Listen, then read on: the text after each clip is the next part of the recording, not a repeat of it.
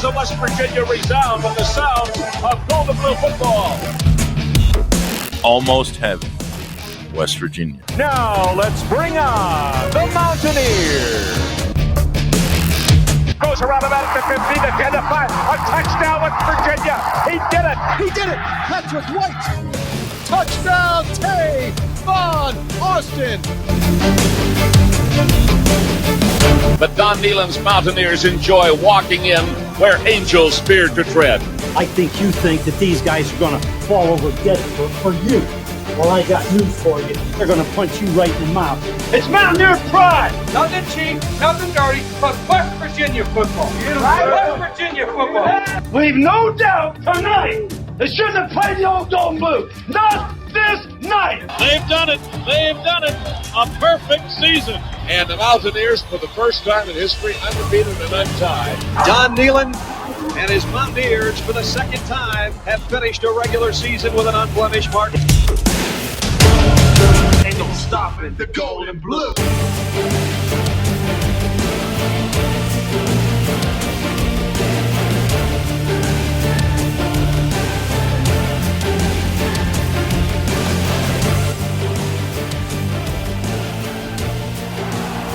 And now recorded from the CRW studios in Almost Heaven, West Virginia, it's the Country Roads webcast with your host, Jordan Cruz. What's going on, Mountaineer Nation? Welcome back into the CRW podcast here for episode 203 here in season 7. It's going to be a little combo here for you. We're going to get into our Kansas State review and reaction, and then we're going to look ahead and provide our Arizona preview and predictions here in this episode as well. Been hard getting, schedules to line up between me, Steven, and Bradley. As you can see, just me here tonight for this one.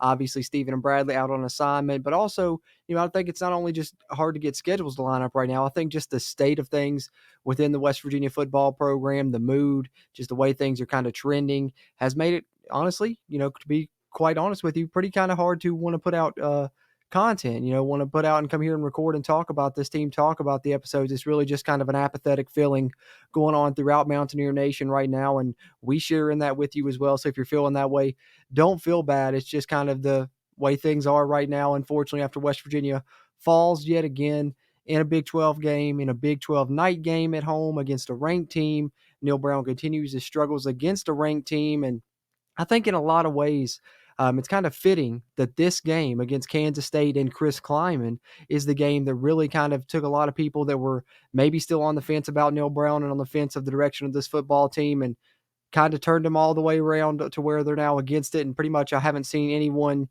to a man within Mountaineer Nation that is really on board with Neal Brown and where things are at now currently.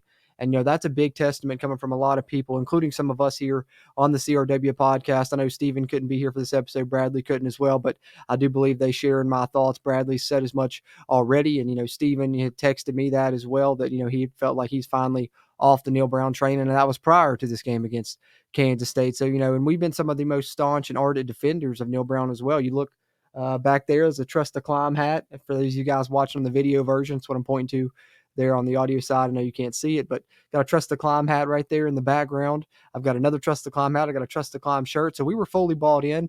We were supporters of Neal Brown, just like a lot of people were. Everyone said, home run hire, great grades, A+ hire for West Virginia. And I think it goes to show a lot of times, hiring coaches is a bit of a crapshoot. And for West Virginia, it looks like this one's not going to go their way. Who knows what could happen in the future? I'm not predicting anything, but I'm just saying right now at this point, it's hard to believe that this ends up any other way but than with West Virginia and Neal Brown parting ways, whether that's at the end of the season, whether that's in a couple of years. But right now, it's just hard to believe things turning around from what we've seen thus far. And what I say about it being, ironic or maybe poetic that it's Kansas State and Chris Kman that kind of made me completely, off the Neal Brown train and a lot of people completely off the Neal Brown train is because if you think back and remember, both West Virginia and Kansas State were making the coach hirings, in the same offseason there. Kansas State doing theirs a little bit earlier than West Virginia back in, 2019 would be their first year for Chris Kman and the first year for Neal Brown.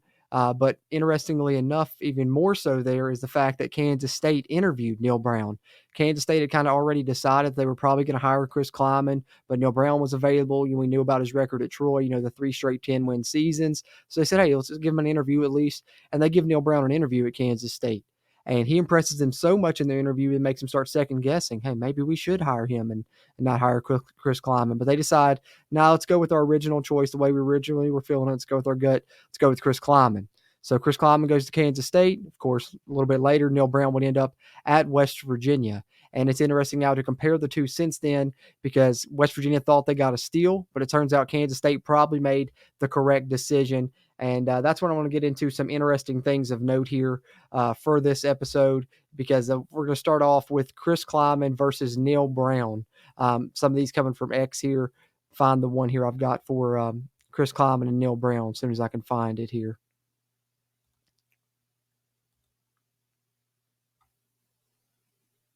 There we are. And I'll share it on the screen for you guys tuning in on the video version there. But a little bit of perspective, as I mentioned, not only comparing these two because they started at the same time, but also the things that went into it, where Kansas State could have hired Neal Brown. West Virginia ends up with them after Kansas State chose Chris Kleiman. And since then, 2019, both these coaches in the same era, Neal Brown at West Virginia, Chris Kleiman at Kansas State. Neal Brown is 34-33 overall, barely over 50% winning percentage. Chris Kleiman 41-25 overall in that same time, 62% winning percentage. In the Big 12, Neal Brown is 22-26, only winning close to 46% of his Big 12 games, whereas Chris Kleiman 29-20 in the Big 12, winning 59% of his Big 12 games. And also the big one here, the check mark in Kansas State's corner, something West Virginia still hasn't really come close to sniffing since they've been in the Big 12, because they haven't even made an appearance in the Big 12 title game yet. Should have in 2018, didn't. That's probably the closest you could say that they've gotten to it. And, us as Mountaineer fans, some have said we have too high of expectations, but I don't think it's too far-fetched at all to say, when you've been in a conference a decade or more, to at least make an appearance in one conference title game. I could live with that, appearance in a conference title game per decade, because we're not even getting that currently. And Chris Kleiman has a Big 12 championship back in 2022 at Kansas State. Kansas State's also been ranked every season he's been the coach. West Virginia has yet to be ranked in the AP Bowl under Neal Brown in 6 years since 2019, and their average highest ranking per season at Kansas State is 17th. Shout out to Football Dude on X there for providing those numbers, but definitely goes hand in hand with what I wanted to start this episode off with, that comparison between Neal Brown and Chris Kleiman, because it's pertinent after Kansas State dominates West Virginia. They've already won one Big 12 title in his tenure. They're in competition for another one. This was supposed to be the year West Virginia competed for one, and he matches up against a coach that, he was hired the same year as, a coach that he was up for the same job for there at Kansas State. And I think now we see why Kansas State passed and chose Chris Kleiman, and why Neal Brown was, a coach with such great promise that was available so late there in that cycle. Maybe some other teams kind of sniffed out some of this stuff earlier, and West Virginia kind of got some fool's gold when they hired Neal Brown, or at least that's how it's looking right now as we stand currently. And just some more numbers to kind of back that up here. Let's get into some more stats, interesting things of note here continuing before we talk about the Big 12 games from this weekend. We'll wrap up those with a little recap before we shift gears and look ahead to then Arizona. I'll get into a preview of that game, provide my key to victory and my score prediction. Then we'll wrap up with a Big 12 preview for this upcoming weekend, and I'll make my picks for the winners in the matchups within the conference. But here we are. Another one. This one is from Wolfpack here on X. We are 6-24 against teams that have finished the season over 500 under Neal Brown's leadership. So in the Neal Brown era, when playing teams that finished the season with a winning record, so, winning teams, we are 6-24. That's one. Then also from the same account here on X, in the Neal Brown era, we are now 3-18 versus teams ranked in the top 25, 0 appearances in season in the AP top 25, 0-5 on homecoming. Yes, Kansas State, that was another homecoming game, and we lost that one. So winless on homecoming, 1-2 versus Pitt, 22-26 in conference, as we mentioned there briefly earlier there. Another one that I wanted to bring up. And then from Nate Arthur here on X, WVU hasn't beaten an FBS team in the regular season who finished with more than 7 wins since 2019. And of course, that was Neal Brown's first year at WVU. So pretty much in the Neal Brown era, say that one more time, WVU hasn't beaten an FBS team in the regular season who finished with more than 7 wins. Never happened. And then one of the kickers here from Heartland College Sports, I'm going to share this one on screen with you guys. Heartland College Sports does a great Big 12 coverage, but they state this one, which really kind of twists the knife a little bit here for Mountaineer Nation. because this is one of the worst stats when you see this one, put out in writing. The Mountaineers are 34-33 under sixth-year head coach Neal Brown. That's on pace to be the worst 6-year stretch under one coach at West Virginia since Gene Corum went 29-30 from 1960 to 1965. So what's happening right now is, one of the worst eras of Mountaineer football in, what are we talking, 70, 80 years almost. 34-33 is on pace to be the worst 6-year stretch since 1960 through 1965. So the Neal Brown era, man, it's down, and you guys probably saw the video I did on the Country Roads Webcast YouTube channel. If you listen to the podcast on the audio side, be sure to come over to the CRW YouTube to get extra WVU football content. But I did a video talking about just the quarterbacks and how they've regressed in the Neal Brown era, and you can go look at that as well to see that with numbers behind it, backed by stats and grades. Each quarterback since the beginning of 2019, they were a one-year starter. By the time it was the end of their starting year, they were playing a lot worse than they were at the beginning. They end up getting benched. If they were a 2-year starter, they may start off hot in their first year, but their second year, there's a big drop off. And we're seeing that trend continue yet again this year with Garrett Green. So I don't really want to put it on him. No, he's battling an injury right now. He's one of the toughest players I've ever seen come through WVU, to be quite honest with you. And I like Garrett Green a lot, but I think it's more of an issue of the coaching there, that the quarterbacks continue to regress the longer that they're the starter at WVU under Neal Brown. And there are just some numbers to back up there and interesting things of note, some stuff that people are feeling in regards to the Neal Brown era and why a lot of people aren't very happy right now and want to see changes made. And I think the atmosphere and the fan base is getting too loud. The noise is getting too loud for, the athletic department at WVU to be able to ignore it.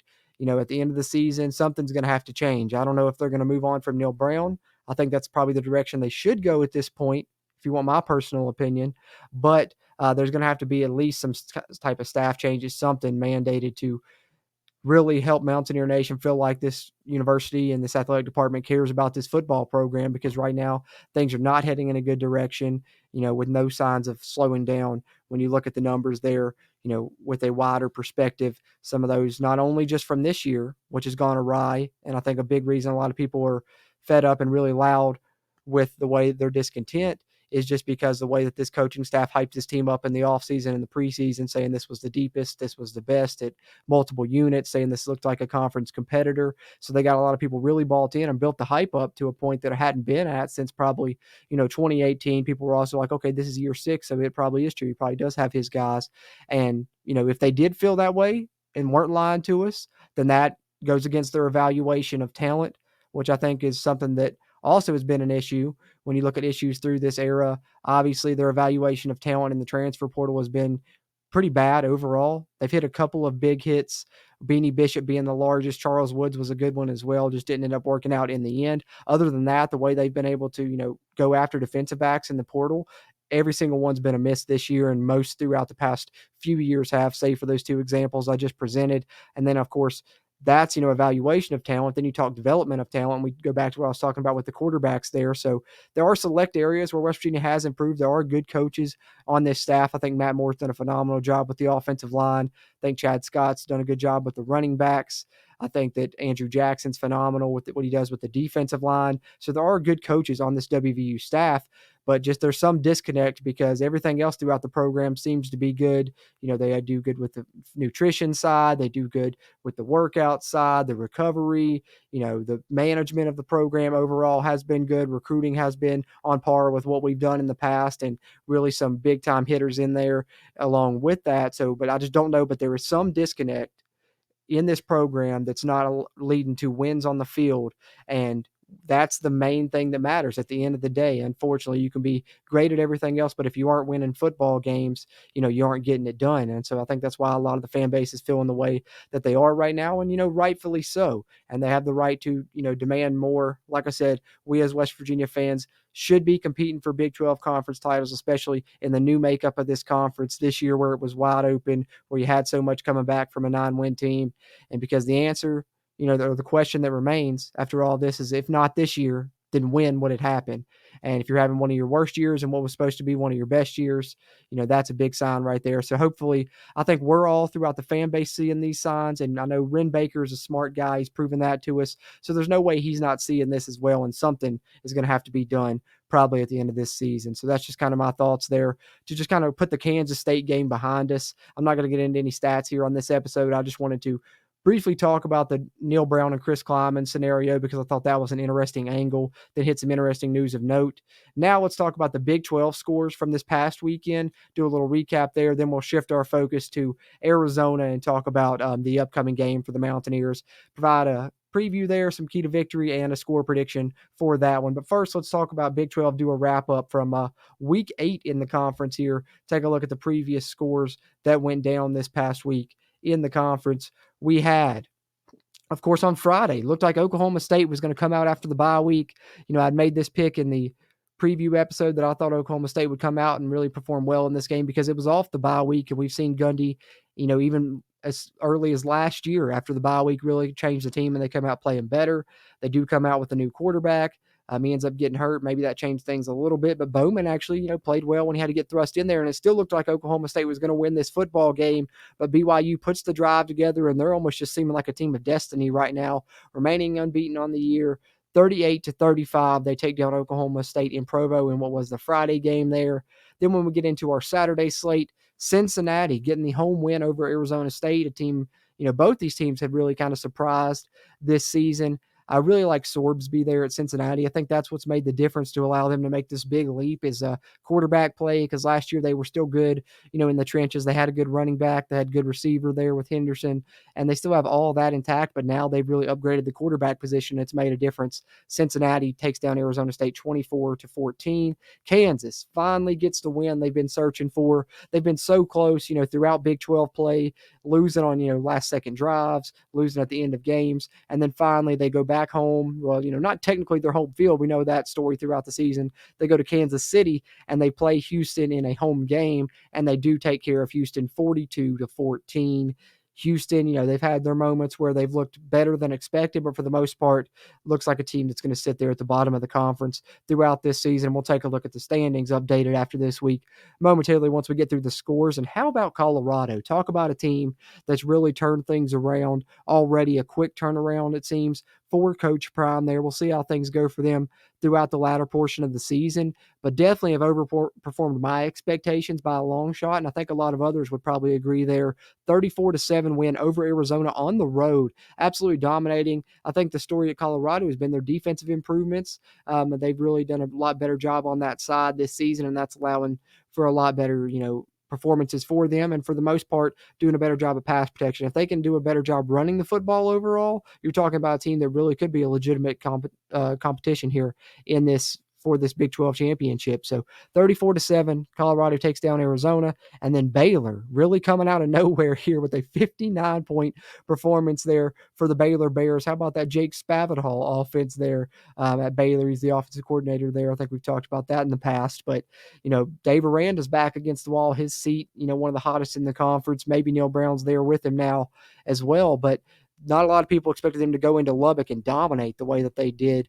Baylor hasn't played terrible on offense this year. It really kind of been their defenses that have been the issues, but this performance was super unexpected, especially on the road there in Lubbock, which is usually a pretty difficult place to play.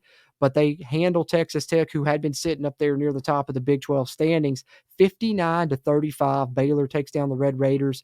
And then, of course, we talked about the Mountaineers falling yet again, unfortunately, now to 3-4 in the season and 2-2 in conference play. Kansas State remains a conference competitor there with a drubbing of 45-18, of course. And then Iowa State, 38-35 over UCF at home. But guys, UCF dominated this football game. They ran all over Iowa State, 300 some rushing yards, if I'm not mistaken, and looked like they were going to win this thing. Iowa State was down big. They put together a big comeback at the end and engineer a game-winning drive, mainly behind Rocco Becht for the most part.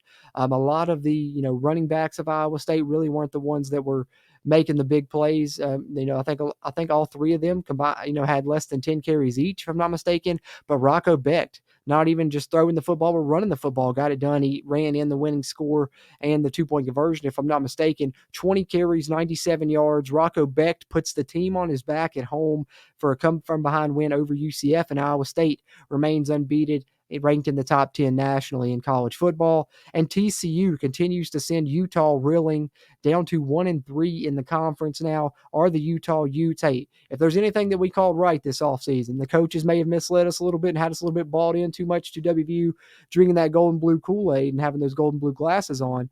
But we did say Utah would not come into this conference and dominate in year one, and we have been right about that. TCU handles them 13-7.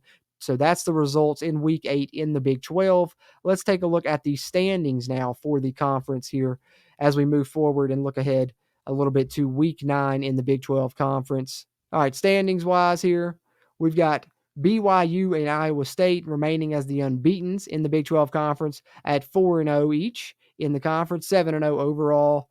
Kansas State 3-1, 6-1, of course, after their win against West Virginia.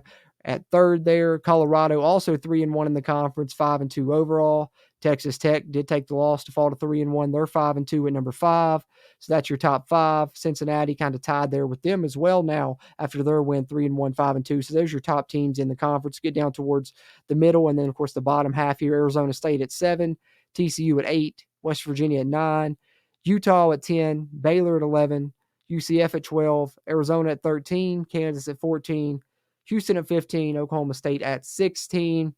And, of course, you see got 2 teams in kind of the bottom half of the conference here, West Virginia 9th and Arizona in 13th as we look at the standings here, set to battle it out this week. And that's what we're going to get into now as we shift gears and look ahead to the matchup with the Wildcats and get into our Arizona State preview and predictions here on episode 203 of the CRW podcast. All right, and surprise, surprise, had one of the co-hosts pop in here to join me for the preview side of things. So you'll get not only my preview, but we'll get Brad's as well and get his key to victory and score prediction also. Ready to dive in against the matchup with the Wildcats, Brad? How's it going, man? Yeah, I don't know if I'm ready for it, but, it is what it is, and it's going to be an interesting game, if anything. So, yeah, that's true. That's for sure. That's definitely the point in the season where we're at is we don't really know what to expect now moving forward. I think we're expecting the worst and, hoping for the best, hoping to be surprised, if nothing else, just with the way things are trending right now. And I guess, for Arizona, they could probably, feel a similar way. Both teams coming into this game at 3-4 overall. West Virginia, a slightly better conference record at 2-2. Arizona sitting at 1-3, but should be an interesting matchup there as West Virginia heads to Tucson. It'll be a 7 p.m. Eastern kick on October 26th, so technically 4 o'clock there where they're playing in Arizona, and this one will be televised on Fox Sports 1. Head coach Brent Brennan in his first season there at Arizona after coming over from San Jose State. Kind of an overall look there, but opening thoughts heading into this one, Brad, before we get into the matchups. We'll take a look at it on both sides from both angles there, but what are kind of your opening thoughts before we get into it there a little bit further? Yeah, really, and I don't think it's going to be very matchup specific right now. I think it's going to be mostly just focusing on our program. We're in a weird spot, man. I'll say now there's rumors rolling around. You had the drop from the Ben Booth show the other day talking about, somebody knows that Neal Brown's fired at the end of this year. Again, I don't know how serious that is. People say he's got some inside information, but I really just don't know if there's a decision yet. Because you hear some more conversation from people that are a little bit more connected, and you're not hearing anything like that there's that kind of movement. There's definitely discussions being had, but I would definitely, there's no decision made of, he's gone at the end of this year. That's just my realistic thinking. Same. And so I don't know what he would have to do this year to save. I think you got to win out at least. I mean, you're going one more loss and you're already at a worse record than you were at last year.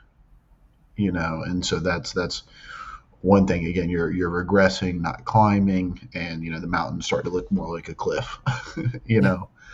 And so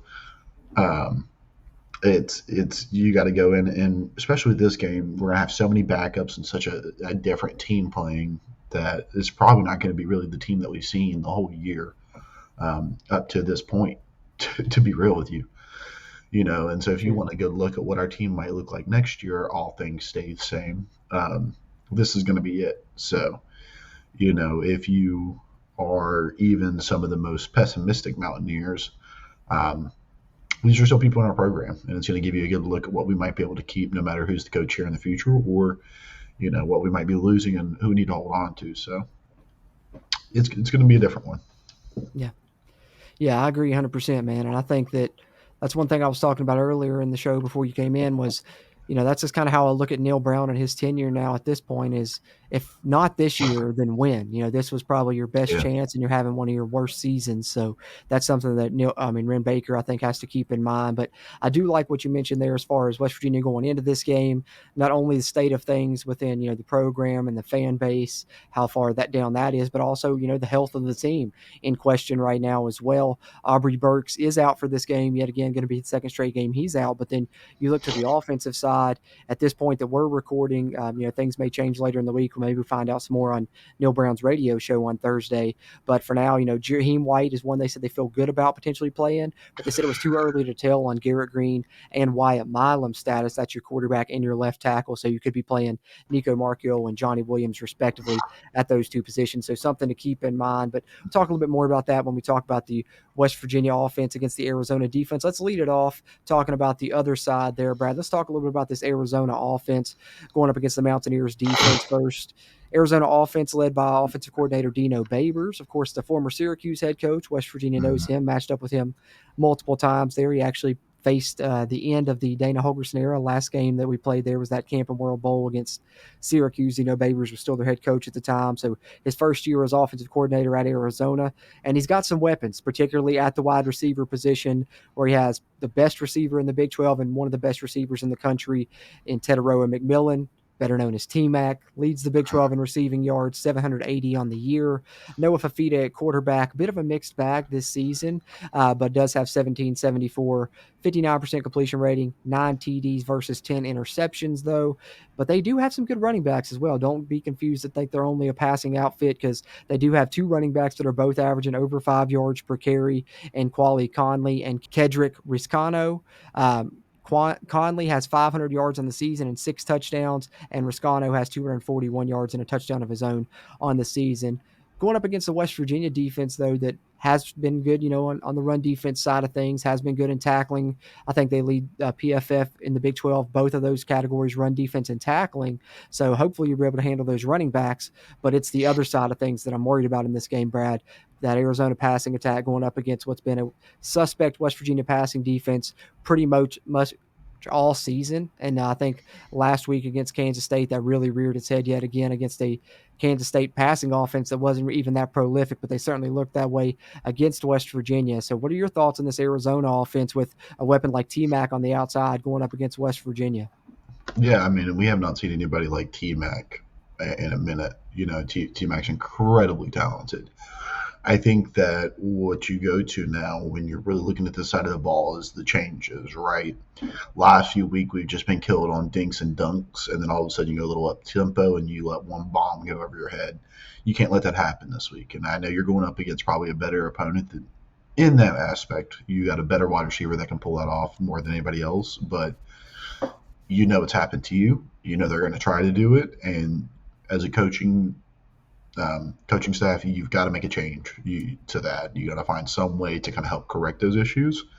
And if you don't, to me, that's just another tick in the box of the inability to adapt, really, is what it comes down to. So, but again, you're missing Aubrey Burks. You're missing some really quality back there in that back end. Our front end's getting beat up more and more, so that pressure's falling off. So, really, man, looking for the linebackers. They got to step up and get better at coverage. Elite run game stoppers, but they're just a bit of a liability when it comes to stopping the ball when it's in the air.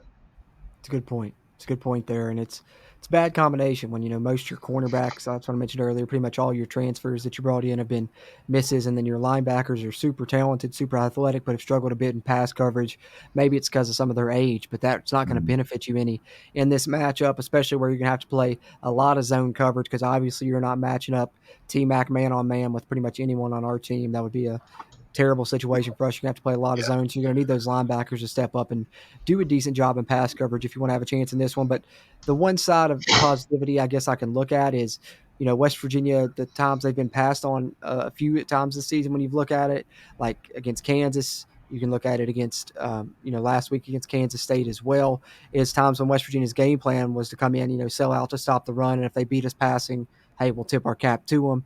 And this game, they're not going to have that game plan. I'd say they're going to come out and try and, find a way to game plan to stop McMillan and stop the Arizona passing offense. So now you got to hope with that going on with, some of the injury statuses of Hammond Russell and TJ Jackson, who both probably going to be playing a little banged up, and you're already a little thin there on the D line, that if you're, game planning to stop the pass, then they don't hurt you with the run game, because that seems to be the issue this season. You game plan for something, whatever the team's strong at, we're like, all right, make them beat us with, the other side, then they just do it. So it's like, hopefully that's not what happens in this one. So it's been the game plan. It's been a game plan that has not worked, for 2 years now. Yeah, it's been a struggle, man. It really has. And the secondary has been a constant issue pretty much all season, and doesn't show any signs of stopping. And that's what concerns me most with this matchup. So when I look at Arizona offense versus West Virginia defense, I got to give a little bit of an edge there to the Arizona offense. I think just based on past history of how these two teams play and what they're strong at and what they're weak at, because Arizona's strength definitely lines up with West Virginia's weakness in the secondary. But let's flip it over here. Let's talk about the other side now. West Virginia's offense going up against the Arizona defense, which I think has some interesting angles in this game, considering that we may see Nico Marchio at quarterback. We may see Johnny Williams have to play for Wyatt Milam at left tackle. We'll see what happens at running back. If we see more C.J. Donaldson and less Jaheim, as he's battling injury as well, may even see a little Jalen Anderson involved there. But they're taking on an Arizona defense led by Dwayne Akina, his first year there as the defensive coordinator, and kind of their three standouts here, one at each level. I always kind of like to name someone there in the D-line, someone in the linebacking core, and someone in the secondary. For Arizona, they got Trey Smith there on the D-line, leading them with 2.5 sacks on the season. Jacob Mann leads the team in total tackles at the linebacker position with 47. And then in their defensive backfield, Genesis Smith leads the team with 2 interceptions on the year. And they also do a good job, rushing the passer, which is something to keep an eye on in this game if West Virginia has to play without Wyatt Milam and they end up having to throw the ball a little bit, because we know teams are probably keying on stopping West Virginia's run game. But, going into this one, a lot of question marks as to what faces we'll see on West Virginia's offense, and the offense overall throughout the season has been a bit of a mixed bag. Anyway, we thought they were hitting a point where they were maybe hitting their stride, and the back-to-back games where they've really struggled. I think some of that due to not having any semblance of a passing attack. You can put that on the offensive system itself, or you can put that on the receivers. Quarterback play hasn't been accurate when passing the ball, but Garrett Green has done a good job rushing the football. That's something that people hadn't pointed out really, is he did have 4 straight games with 80-plus rushing yards before he got injured. Did have 80-plus rushing yards in the first half there against Kansas State, so he still has done a good job there. If you don't have that element, maybe you do have to throw the football a little bit more. You're going to need a better performance from those receivers, and, the tight end position with Cole Taylor involved as well. I think maybe in this game, Brad, it's kind of my feeling, but the Arizona pass rush does worry me a little bit. But what are your thoughts here of the West Virginia offense? Maybe, a little bit less there in the department of players that they can use with some of these injuries going on, but how do you think they match up with Arizona's defense? Yeah, a couple pieces. For one, I think we are going to see Nico get the start. That's just my initial gut feeling. I think with everything going on, I think that now is as good a time as any. To be honest, going back to Arizona, a place where Nico's very comfortable with, used to playing, going to be a bit of a homecoming for him. Which Neal Brown said earlier, you'd have to ask Nico where's home for him. But, I'm still sure he's going to get a warm welcome in Arizona from some of the fans and family that he has down that way. I know he's originally from Colorado, but, I think that's going to be really interesting. And I think that it'll actually give us a little bit better chance to win, because I think it gives us more question marks. You know what we're going to do with Garrett Green. You know how we're going to run. And clearly it's been exploited this whole year. So, you put Nico in there, a guy's got a little bit more better ball discipline. I don't know if that's the right word, discipline, but better arm. Somebody can really go in and start stretching out that defense and might really be able to come out and confuse them and not know what we got going on just because it's so different. When I look at it, though, what I think is going to be most important is if Jaheim White isn't playing, which again they seem like they're pretty positive on him, but I think that we're going to have to see some more Jalen Anderson, or if Jaheim White can't really play, I think we're going to have to see more Asher, because I don't think C.J. Donaldson can do it all. I think he'll have to be in there, especially on pass plays to help with blocking. But you're going to have to get some different bodies in there to try to get a run game going because Nico's not going to be able to get. He still can run, but I don't know if he's going to get you that 80 yards that you're going to get from Garrett Green. Those so I think that explosive plays. Yeah, I think you're going to have to run those running backs a bit more and try to get them a bit more involved in the game, just in general, just to see if we can get a spark. And I mean, honestly, at this point, the running game has not really taken off in a few games now. It's been pretty stagnant. So maybe some fresh blood. Asher looked pretty good in the spring game. Granted, that was a spring game. But, the guy had a little bit of wiggle and a little bit of juice to him. So, try something, do something. Really, wide receivers have been a mixed bag all year. So, what we might get from them when they come out, I'm not sure. But I know Hudson Clement will have 4 catches. I know he's going to come out and have 3 or 4. So he's been one of the consistent ones. And Traylon Ray's had a couple good games the past 2 games. So, but you need those guys to continue to, develop, get separation and such. And like you said, the run game's been a little bit stagnant. Maybe do something to spark it.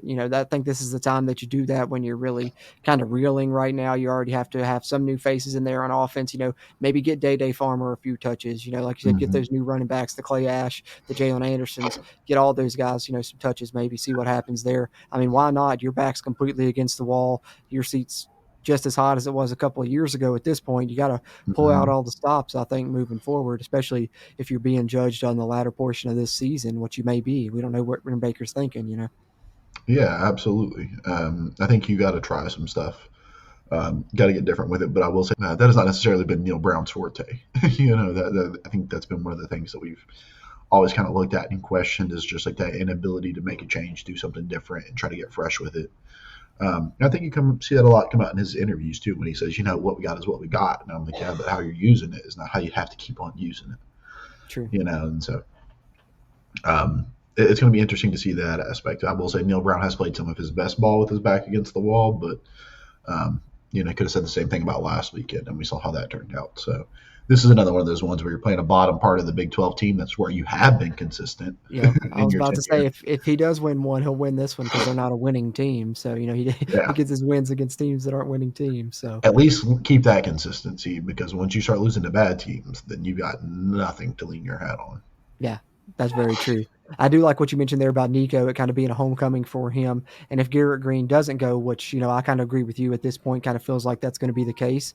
It'll be interesting that both of West Virginia's quarterbacks, Nico Marchiol and Ryder Burton, who would be backup in with Garrett Green out, were both, West Coast guys when West Virginia goes to play their first game out there in Arizona with Ryder being from Colorado and then Utah. And like you said, Nico, Colorado, Arizona area. So interesting matchup, or angle to think about with this game there, as well as kind of homecomings for those guys. So maybe they both would perform well. Hopefully wouldn't have to see Ryder Burton, but especially speaking of Nico, hopefully he performs well. And I think he's going to need to, especially if he doesn't have Wyatt Milam. Like I said, that's kind of one of the things I'm watching in this matchup with West Virginia's offense versus Arizona's defense is how our pass protection can hold up against their pass rush. They have the highest graded pass rush in the Big 12, according to PFF, with a 72.6 pass rushing grade. So definitely want to keep an eye on that, right? Especially if Wyatt Milam doesn't go, which hopefully he's able to because he's an important player. But if not, this matchup's going to be interesting to see how it plays out because I don't think it's a key, really obvious advantage either side. Like we were talking about, Arizona's offense having the advantage over West Virginia's defense. This one seems like a little bit more even matchup. But any final thoughts on it, Brad, before we get to key to victory and then talk score prediction? I think that, again, a big key for this offense has always been initial momentum. They get held back up, they're not going to be able to go. And I think the thing that's still going to be the same thing with a backup quarterback. I think that, come out first scripted drive will probably look really good, and then we got to hope that we can just really capitalize after that. So, yeah. In-game adjustments have not been strong suit in the Neal Brown era, and they've been an issue, especially past couple of weeks as well. They've really shown, a disadvantage in the coaching department in game, and hopefully that doesn't happen here on the road when you need to make some good decisions and get everything done. So I agree with you. And with that being said, let's get into our keys to victory for this one. See if West Virginia can snap what has become a 2-game losing streak here in the Big 12 as they go on the road across a couple of time zones to play at Arizona. 7 o'clock Eastern, 4 o'clock that time there in Arizona. It will be for the Mountaineers there as they travel on October 26th for this game. But what's the key to getting it done, Brad? What's the key to a West Virginia victory on Saturday? To me, I'm going to go with not panicking. Can't panic. You go in there, something goes wrong. You can't lose your head. Things go in there and they don't go right. Can't lose your head, man. Things are not good right now. The worst thing that could happen is to lose the locker room and lose any kind of fight that your team has in them. You know what I mean? That's one thing that Neal Brown has been able to keep. Again, we're looking at things that we're still holding on to, you know.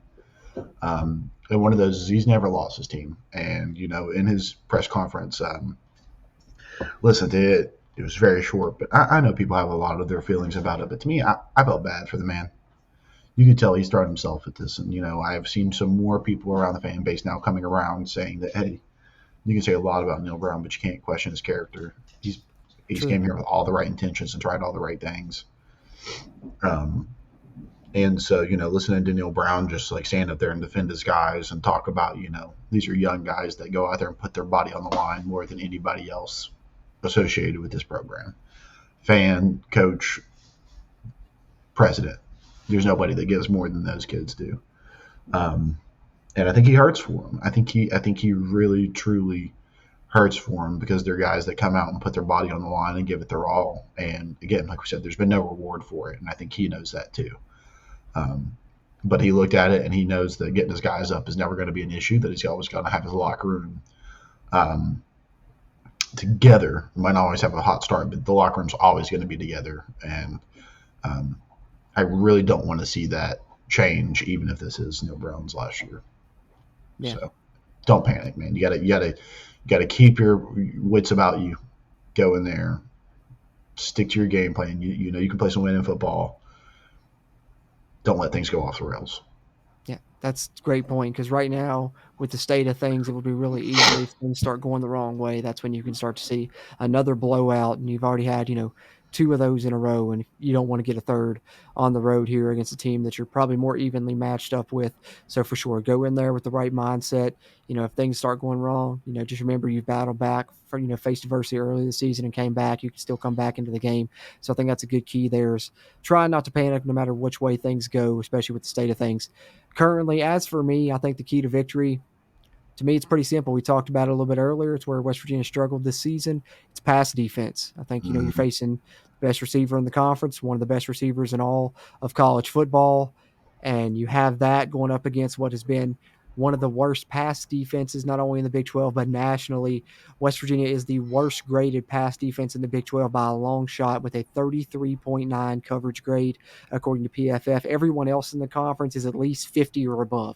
So West Virginia is 17 points below in coverage grade of everyone else in the conference, and you're going up against what's been the best receiver in the conference statistically in Tetero and McMillan there, T-Mac for Arizona. So that's the key for me, is coming out and playing some pass defense and trying to stop a passing offense. If you do that, you give yourself a chance in this football game. So that's got to be my key there, which leads us to the favorite part here of these episodes here leading into games, the preview and predictions episodes, and that's the prediction side of that combination. Score prediction time, Brad. Arizona, West Virginia, Mountaineers going on the road.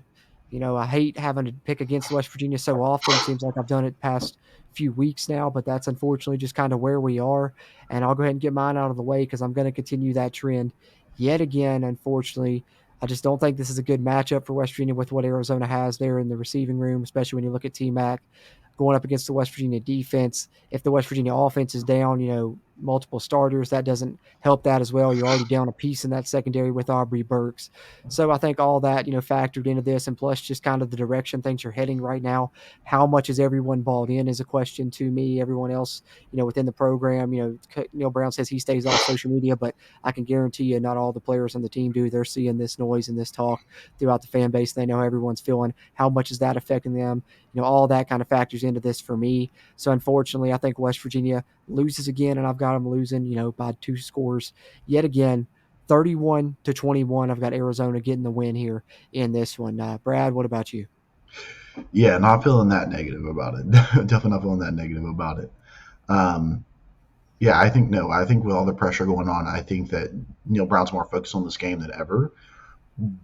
But I think getting out of Morgantown's actually a benefit here. I think getting away from home, getting away from the noise, being able to just focus in on your team and the tasks that you have ahead of you. is actually probably going to help a little bit, I think, in getting people focused in for this game.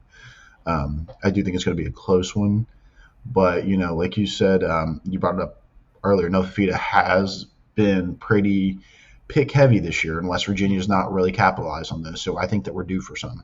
I think that we're due for some, and I think that having some new fresh blood back there that we may get beat. I think that you've seen Josiah Jackson and some of them really try to jump on these balls, and I think they're due for some. And I think that that's really what's going to come through and help push those things over the edge. Could have been a key to victory as well, but. I'm going to go very close one. I think it's going to be a little lower scoring than we expect because I think that we're going to have a good plan. I think it's going to be 28-27. I think the Mountaineers are going to come out with a win.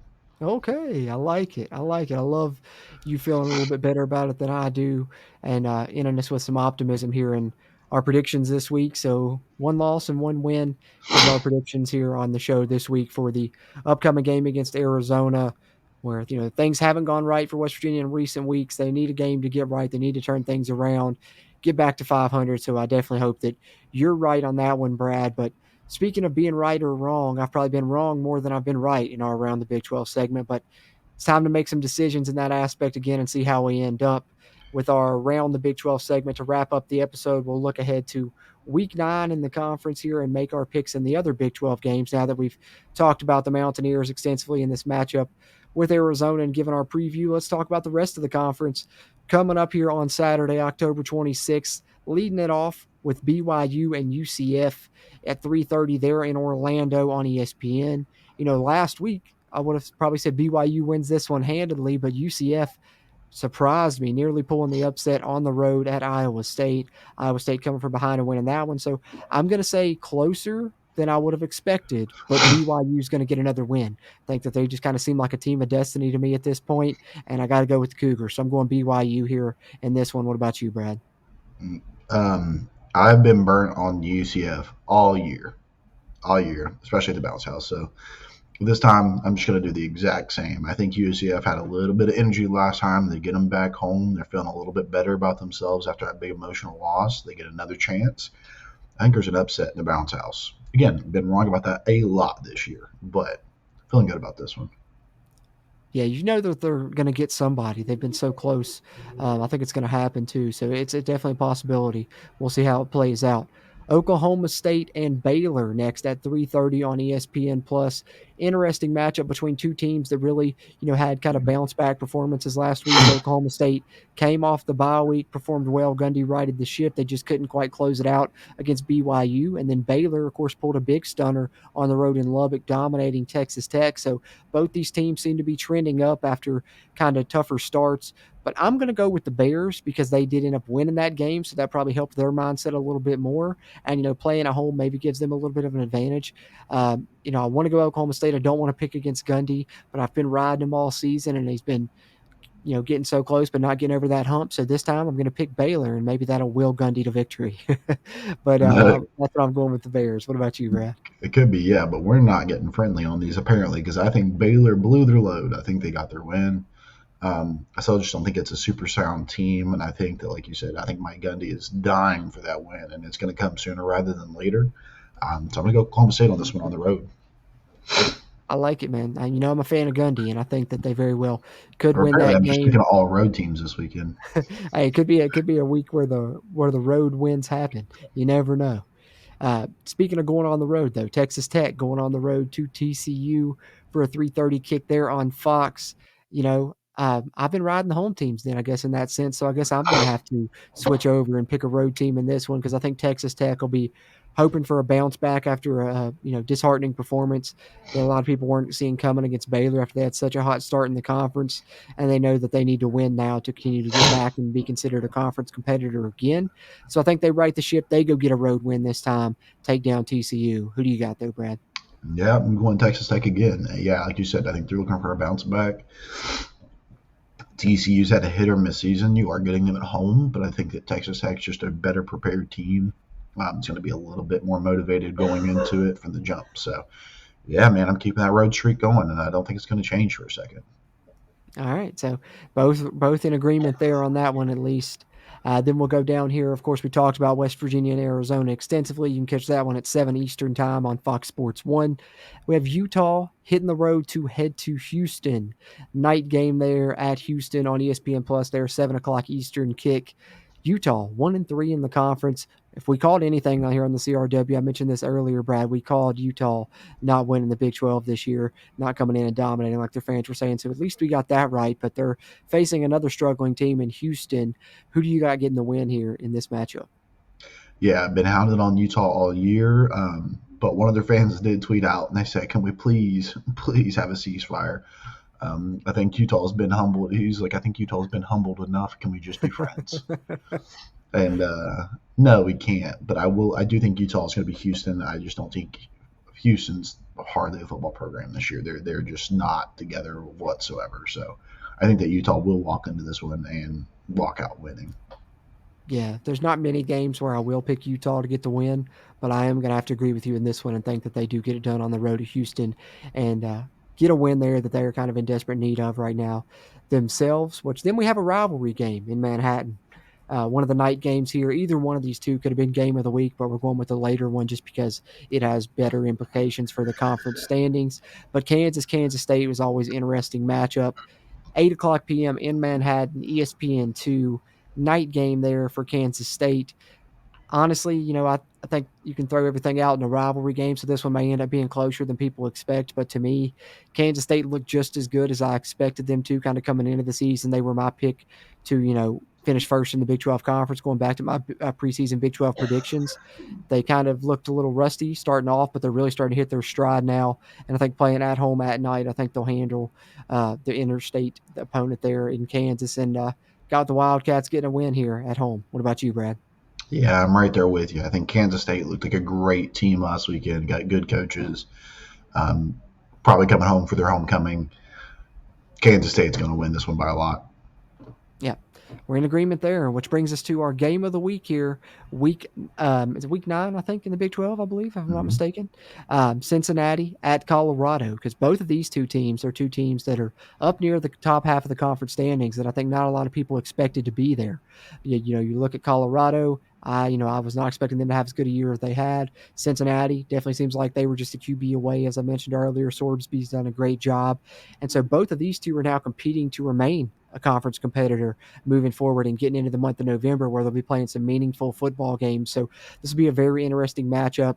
It's our game of the week as Cincinnati hits the road to take on the Colorado Buffaloes on the road with that late kick there, 10:15 Eastern on ESPN. What do you think here, Brad? Two teams that have surprised and are looking like competitors here in the Big 12 this year. Yeah, absolutely. And I'm not going to enjoy doing this, but I'm going to go with Colorado. If we've been right on Utah this year, we've been wrong on Colorado. Yeah. And that's not out of thinking that they were a bad team. That's out of wanting them to be a bad team. It's out of pure hate, pure spite. Nothing against players, everything against the attitude. Yeah. But they've just looked like an excellent team, man. They have looked good. Have. And so with this one, I think that getting them at home, I think that Colorado just has the upper hand here. I just don't see Cincinnati doing it. Yeah, that's definitely one thing that I've had to eat crow on for sure is how good of a job Colorado's done this season. And, I've been impressed to the point where I picked them last week, I think, but this week I'm going to go back to my old ways, I think. I'm going to go with Cincinnati to go on the road, pull what's probably considered an upset at this point.